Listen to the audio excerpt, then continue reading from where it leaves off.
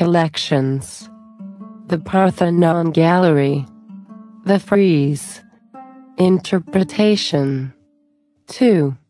Locating the scene in mythical or historical time has been the principal difficulty of the line of inquiry.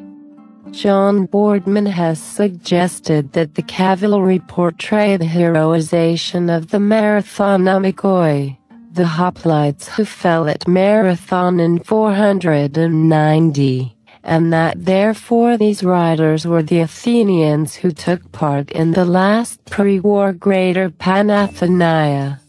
In support, he points out, the number of horsemen, chariot passengers, but not charioteers, grooms and marshals comes to the same as the number Herodotus gives for the Athenian dead, 192.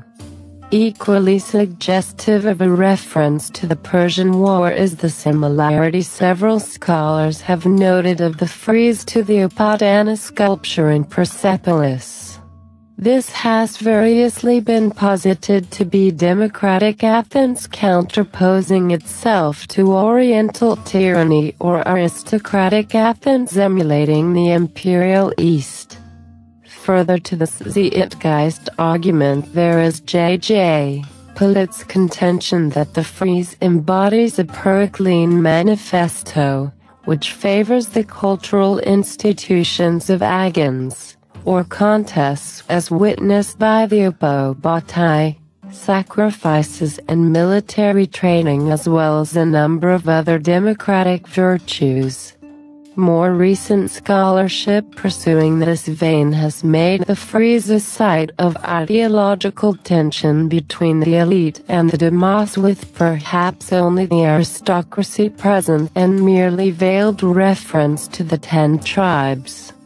The pediments, metops and shield of the Parthenos illustrate the mythological past, and as the gods are observing on the east frieze it is natural to reach for a mythological explanation.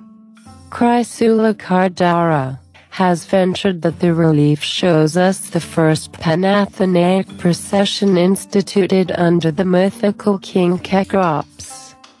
This explanation would account for the absence of the allies and the ship, as these postdate the original practice of the sacrificial rite.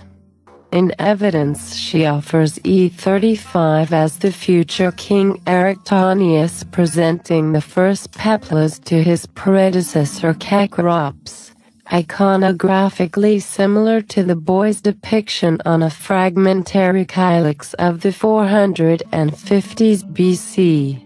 A recent interpretation by Joan Breton Conley identifies the central scene on the east frieze, hence above the door to the cella and focal point of the procession, not as the handing over of Athena's peplas by the Arphori, but the donning of sacrificial garb by the daughter of King Eurystheus in preparation for the sacrifice of her life. An interpretation suggested by the text of the fragmentary papyrus remains of Euripides' Erechtheus, wherein her life is demanded in order to save the city from Eumolpos and the Eleusinians. Thus, the gods turned their backs to her to prevent the pollution from the site of her death. A contentious subject in the field, Conley's solution to the problem of meaning poses as many problems as it answers.